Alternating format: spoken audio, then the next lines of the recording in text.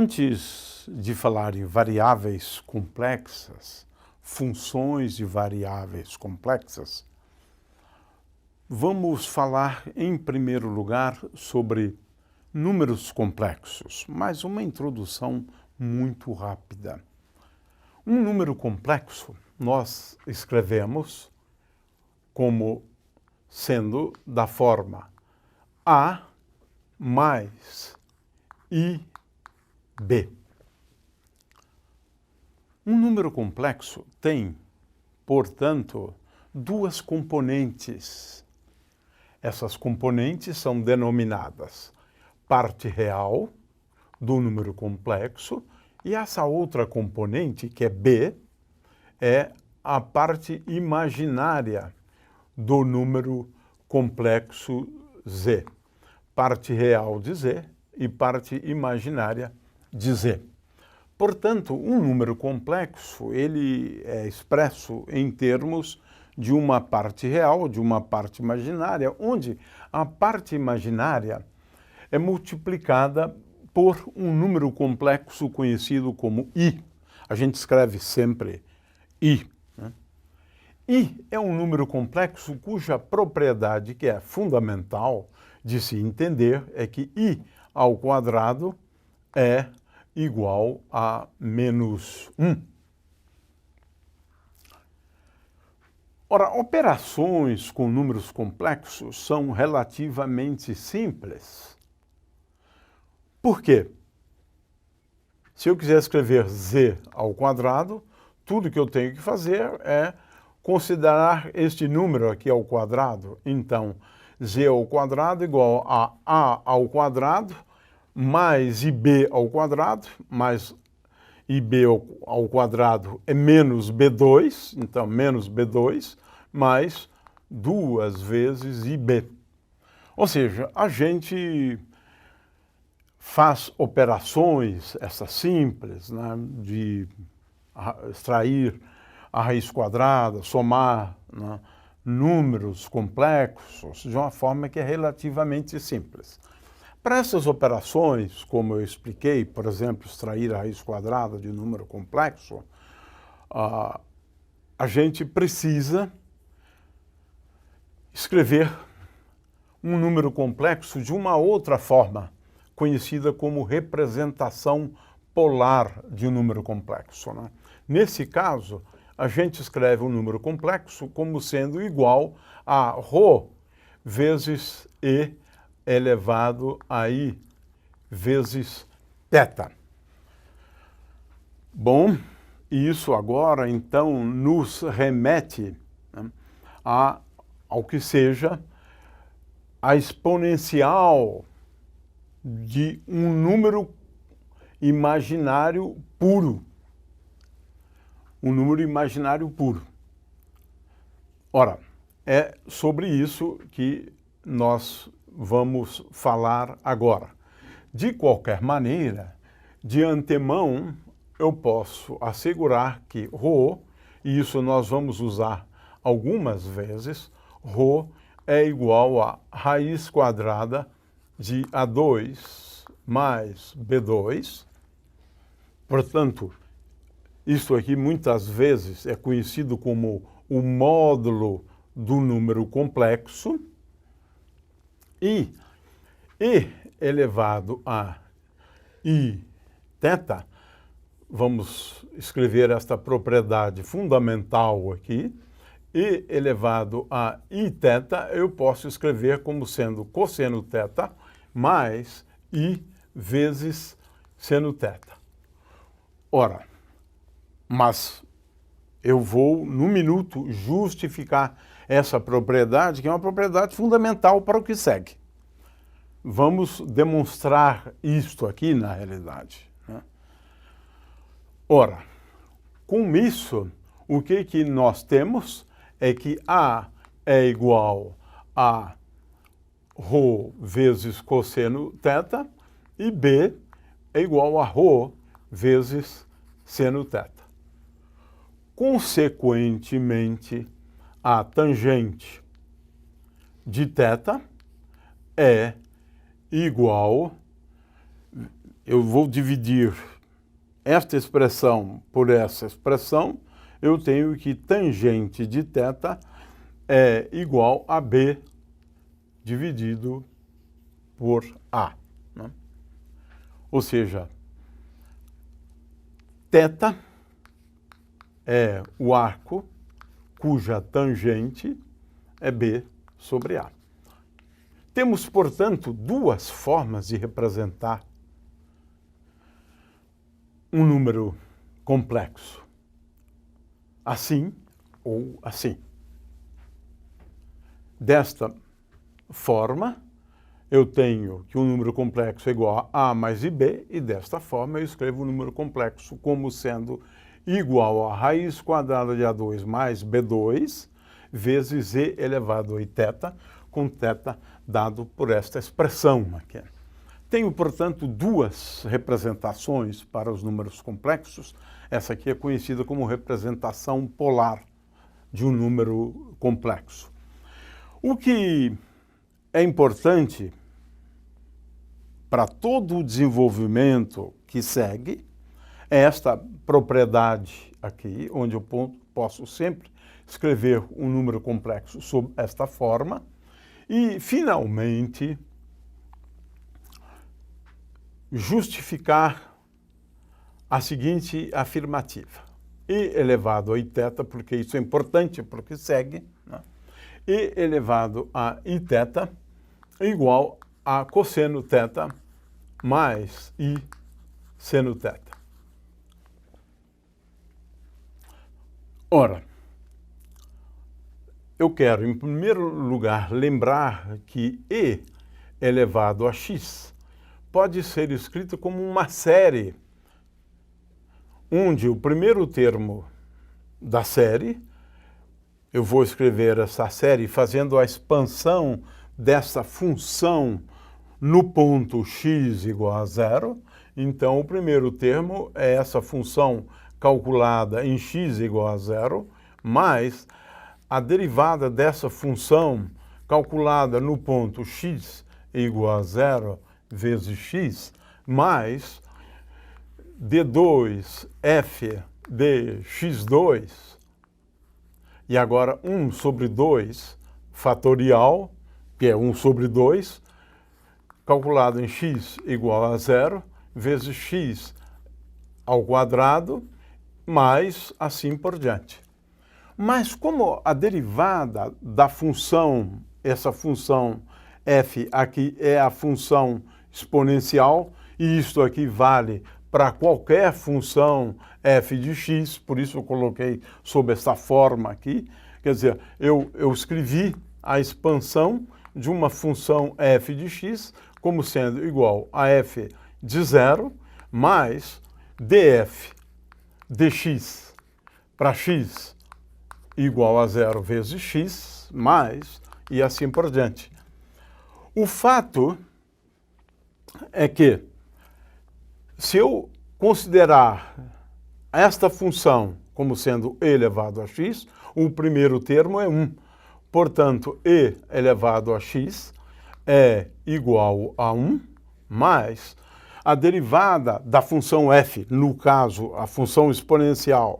A derivada da função exponencial é a própria função exponencial, calculada em x igual a zero, é igual a 1, então eu tenho mais x. A derivada segunda é, agora aqui eu tenho 1 sobre 2, a derivada segunda vale a mesma coisa, é a mesma função, calculada em x igual a zero igual a 1, então eu tenho aqui x2 mais 1 sobre 3 fatorial vezes x elevado ao cubo e assim por diante.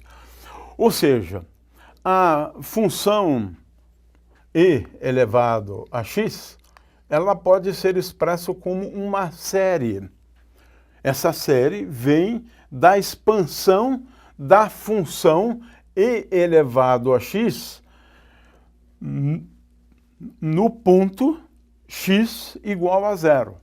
Tenho, portanto, uma série, e essa série, então, pode ser escrita sob a forma x elevado a n sobre n fatorial. Muito bem. E, claro, esse n indo de 0 até infinito, uma série infinita. Ora, vamos agora considerar, né, uma função de uma variável agora complexa, e uma variável complexa eu posso sempre escrever como x mais i vezes y, e vamos considerar agora a função agora complexa e elevado a i vezes, por exemplo, y, já que estamos tratando de uma função de uma variável imaginária pura. Ora, para essa função, eu posso sempre escrever como eu havia escrito antes, ou seja, 1 mais i vezes y mais i vezes y ao quadrado sobre 2 mais i vezes y ao cubo sobre 3 fatorial mais i vezes y à quarta potência dividido por 4 fatorial e assim por diante. Agora, aqui tem uma coisa curiosa. Eu posso agrupar esse número complexo em uma parte real, e essa parte real é 1 menos. Aqui eu tenho y ao quadrado é menos y ao quadrado dividido por 2 mais y à quarta potência dividido por 4 fatorial. Aqui eu posso colocar 2 fatorial, porque 2 fatorial é igual a 2. Mas é uma expressão geral. Menos y à sexta potência sobre 6 fatorial, mais e assim por diante. É uma série que tem um termo positivo, um termo negativo, um termo positivo, um termo negativo, né?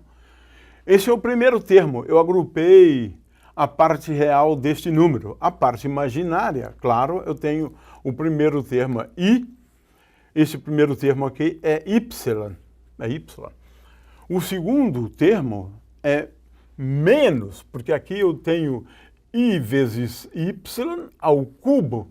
I vezes y ao cubo é i vezes y vezes i vezes y ao quadrado. Portanto, o próximo termo é menos y ao cubo sobre 3 fatorial mais y à quinta potência sobre 5 fatorial mais, menos o próximo termo seria menos y a 7 sobre 7 fatorial, né?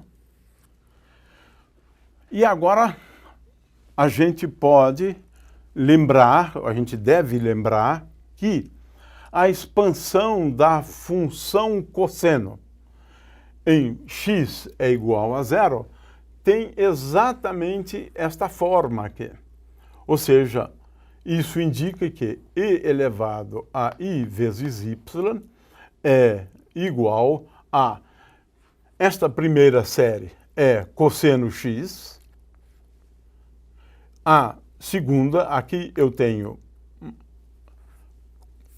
cosseno de y, a segunda é mais i vezes seno de y. Isto aqui é uma propriedade extremamente importante no estudo das oscilações, porque nós vamos fazer uso de funções de variáveis complexas. Na verdade, nós vamos estudar apenas, no início, pelo menos, funções de variáveis complexas, onde esta variável é um número imaginário puro. Então, são funções de números ou de variáveis que são imaginárias, puras, né? Para a gente demonstrar isso, eu quero dizer que tudo que a gente precisa fazer é expandir a função cosseno y para verificar, né? É igual a cosseno de y igual a zero, é o primeiro termo da expansão, mais a derivada da função cosseno y para y igual a zero, e agora aqui eu tenho y, mas a derivada da função cosseno é a função menos seno. Menos seno para y igual a zero, mais a derivada segunda da função cosseno y, dy2, e aqui eu tenho 1 sobre 2 para y é igual a zero, vezes y ao quadrado, e essa derivada segunda da função cosseno é igual a menos o cosseno. Para calcular de y igual a zero, isso aqui é igual, portanto, a menos 1. Portanto, eu tenho menos y ao quadrado sobre 2 fatorial e assim por diante. De forma que o que é importante que se entenda é que esta aqui é uma série que é obtida a partir da expansão da função cosseno y no ponto y igual a zero. E a mesma coisa em relação a esta função seno y, a expansão da função seno y para o ponto y é igual a zero é esta série aqui. Consequentemente, o que é importante é que e elevado a i vezes y é igual a cosseno y mais i vezes seno y. Esta é uma propriedade que nós vamos fazer muito uso dela, e esta aqui é uma outra propriedade que nós vamos também fazer muito uso dela. Se eu tenho um número complexo da forma z igual a mais ib, este número pode ser escrito sob esta forma aqui. Basicamente, isso é tudo que a gente vai precisar em relação ao uso de funções de variáveis complexas no estudo do movimento oscilatório.